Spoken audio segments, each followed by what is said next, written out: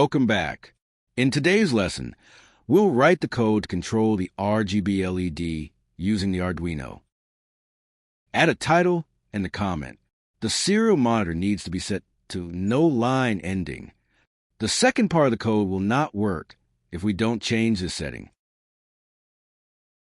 For this circuit, we're using 3 pins on the Arduino UNO. Let's create a variable for each one. We don't need a different variable for each color, but why not?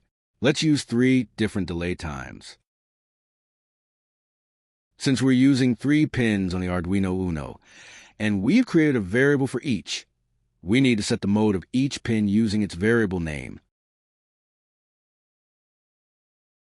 In the void loop, we'll add the logic to turn each color of the RGB LED on and then off, one at a time.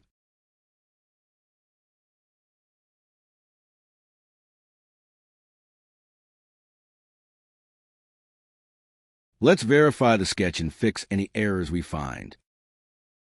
Okay, it looks like I made a mistake in my variable name. I need to check the variable declaration. Looks like I did not use camel case in my blue pin variable. Let's fix that now. Now we can verify again and then upload. Great, our code compiled without errors. Now we can see on the circuit that the RGB LED is displaying each color with the correct delay time. That's it for this lesson. You now know how to control an RGB LED using digital pins. In the next video, we'll make it interactive by sending color commands through the serial monitor. If you need help, contact your instructor or click the chat button on the screen. See you next time.